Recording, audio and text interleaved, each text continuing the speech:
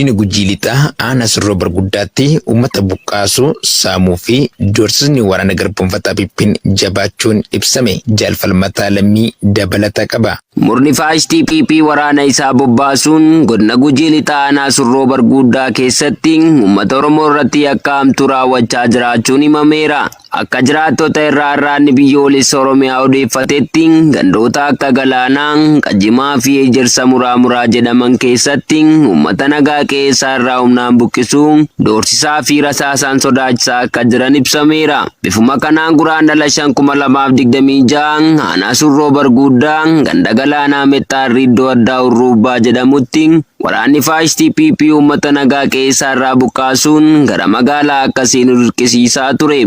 Namoota didan irratti rasaasaan gajaatti dhukaasuun meeshaa mana keessaa osoo hin fudhatiin harka duwwaa keessaan irraa buqqaasuu isaanii himu. Akkasumas aanuma kana keessatti gandoota Sororoo Malkaa Jawwee fi Sororoodaa jedhaman keessatti maqaa kaffaltii gibiraa waggaa 2 jedhuun namoota dhuunfaa irraa qarshii 7,000 hanga 10,000 ta'uun dirqamaan saamuu akka itti fufan dabaluun addeessaniiru. Murni kun haaluma kanaan rakkoo kaaba impaayaratti isaan mudatee wal qabatee uummata Oromoo irratti doorsisaan hidhaa seeraan alaa fi saamicha daangaa hin qabne raawwachaa jiraachuun ni himama. Godina Bahaa Wallaggaa aanaa Billoo Boshee keessatti ergamtoonni bilchiginnaa jiraattota saamuu fi dararuu akkan cimsanii itti fufan bal'ina isaaf jaalaqaafan fayyeera. Godina Bahaa Wallaggaa aanaa Billoo Boshee ganda Jawwis jedhamu keessatti shiftoonni bilchiginnaa maqaa kaffaltii buusaa gonofaa jedhamuun nama tokkorraa boqqolloo kiloogiraamii 15 dirqamaan guuraa jiraachuu maddeen irraa biyyoolessa Oromiyaatti himanii jiru. Kana malees gandichuma keessatti maqaa misoomaa sululaa jedhuun nama ba'ee daagaa hin qonne qarshii 500 adabaa jiraachuu maddeen itti dabaluun heeranii jiru. Koloneel Abiy Ahimad yeroo adda addaatti sirna dhaabbileeyyii ergamtoota isaa akkuma fedhetti goleewwan Oromiyaa cufatti bobbaasuun meeshaa maleeyyii ilmaan Oromoo irratti yakkoota garaagaraa raawwachiisaa jira. Godina Walloo aanaa Baatee keessatti caccabee suphaa dhabuu mana barnootaan kan ka'e adeemsi baruu fi barsiisuu addaan citee jiraachuun dhagahame. Guutuu gabaasichaaf Jaalbooree Addunyaa. Kaaba Oromiyaa godina Walloo aanaa Baatee baadiyyaa aanichaa kan taatee ganda Nagoo Duwwaa 11 bakka addaa Wayyoo Fal'aanaatti kan argamu manni barumsaa Shimbir sadarkaa 1ffaa caccabee suphaa dhabuun adeemsi baruu fi barsiisuu akka gandicha guutummaatti dhaabbatee jiraachuu jiraattonni ifoomsan. Akka jiraattonni jiranitti manni barnootichaa bara 1997 akka lakkoofsa Awurooppaatti kan hundaa'e ta'uu fi sadarkaa 1ffaa kutaa 1 hanga 8 barattoota keessummeessuun kan barattoonni keessatti beekumsa horataa turanidha. Yeroo ammaa kanatti manneen barnootaa kunneen dulloomanii suphaa dhabuu fi dallaan mooraa mana barnootichaa jiguudhaan adeemsi baruu fi barsiisuu gufatee akka jiru kan himan jiraattonni qaamni deebisee suphuu dhabamuu irraa kan ka'e ilmaan keenya bakka itti baratan dhabanii manatti galanii ta'aa jiru bakka biraatti barsiisuuf ammoo manni barnootaa kan biraan dhiyeenyatti argamu hin jiru jechuun dabaluun dubbatu. Ittuma fufuun jiraattonni qaama murna aangoorra jiruutti irra deebiin iyyannus garuu qaama nu dhaga'u hin arganne ilmaan keenya adamsanii qabuun mana dararaa sirnichaatti raarsuu qabeenya keenya ibiddaan gubuu fi saamuu akkasumas haala sukkanneessaan nu ajjeesuuf kan boqonnaa malee hojjetan mana barnootaa dhaloonni keenyatti qaramu garuu ijaaruu dhiisuun alkallattiin miidhaa hamaa nurraan gahaa jiru jedhuun akka aanicha guutummaatti manneen barnootaa dhibbaan lakkaa'aman jijjiguun barnoonni bakkoota adda addaatti sababa kanaan addaan citaa jiraachuu odeessi gamasii har'aata biyyoolessa Oromiyaa qabe ni mul'isa. Godina Lixa Shaggar aanaa Iluu Galaan keessatti hidhaan hawaasa nagaa irratti hidhattoota maafiyaa bilchiginnaatiin raawwatamu cimee jiraachuun himame. Guutuun gabaasa kanaa akkaataan itti isiniif dhiyaata.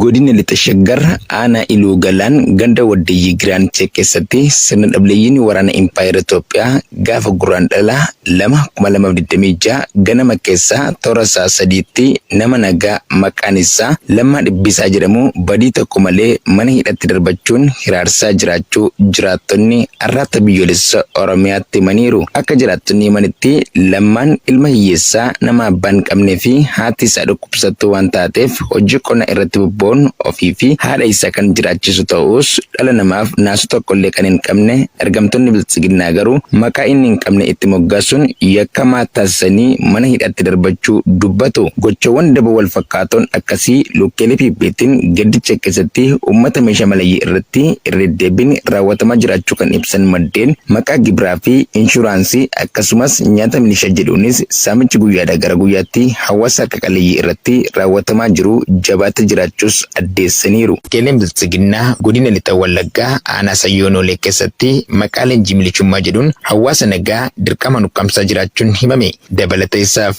Jaalwabii Biyya. Godina lixa wallaggaa aanaa sayyoonoolee bulchiinsa magaalaa Kolbaa keessatti maqaa leenjii milisummaa jedhuun murni maafiyaa biltsiginnaa hawaasa nagaa hedduu dirqama nuqqamsuun gara naannolee kaabbaatti guuraa jiraachuun maddeen ONM itti himan. Haaluma kanaanis gurraandhala 2026 hawaasa nagaa fedhii isaanii malee ukkaanfaman keessaa kanneen maqaa arganne Malkaamuu Taamiraas, Hambisaa Oljirraa, Dassaaleenyii Tamasgeen, Iliyaas Asaffaa fi Habtaamuu Gizaa'uu kanneen jedhaman yoo ta'an namoota biroo 4 kanneen maqaan isaanii ammaaf addeen baanes akka jiran maddeen eeraniiru. Aanicha keessatti hidhaa saamichaa fi dararaan hawaasa nagaa irratti ergamtoota sirnichaan hawaasa nagaa irratti raawwatamu guyyaadhaa gara guyyaatti hammaachaa jiraachuu kan himan maddeen yeroo ammaa kanas gandoota baadiyaa aanichaa jalatti argaman mara keessatti hawaasa hirmaannaa siyaasaa kamiyyuu hin qabne dirqamaan ukkaamsuun gara mooraa leenjii waraana impaaratiitti guruun bifa haaraan cimee jiraachuus irra deebiin arraata biyyoolessa Oromiyaatti himaniiru. Godina Iluu Abbaa Booraa aanaa Noophaatti hawaasni jala deemtota waraana biltsiginnaatiin qe'ee fi qabeenya isaarraa buqqee beelaaf saaxilamuu fi maqaa adda addaan saamichi irratti gaggeeffamaa jiraachuun ifame. Guutuun gabaasa kanaa akka ta'anitti isiniif dhiyaata.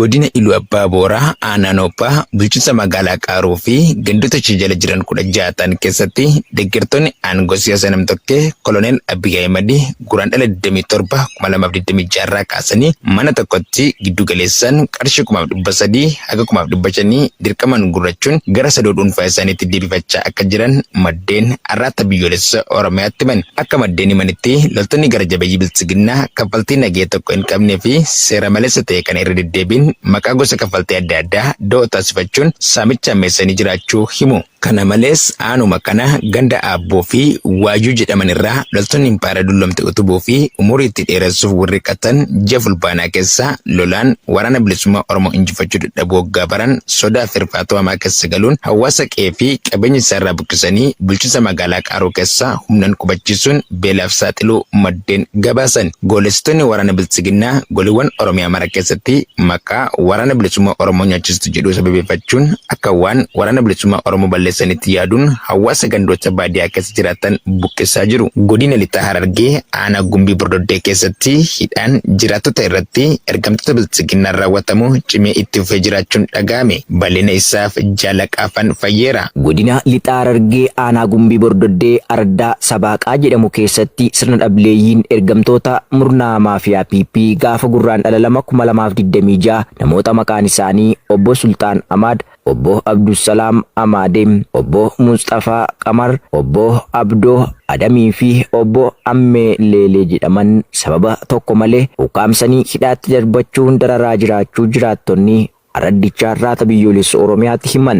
Qonnaan bultoonni kunniin tuqaa fi hirmaannaa dhaaba siyaasaa kam keessaa bilisa kan ta'an yoo ta'u, loltoonni sirnichaa immoo maqaa hidhata waraana bilisummaa Oromoo qabdu jedhu itti maxxansuun yakka tokko malee waajjira poolisii aanichaatti hidhanii dararaa ulfaataa irraan gahaa jiraachuu ifoomsaniiru. Akkuma aanicha guutummaatti dararaan ilmaan Oromoo irratti karaa qeelee biltsiginnaan raawwatamu kan duraa caalaa jabaatee itti fufee jiraachuun himamee jira.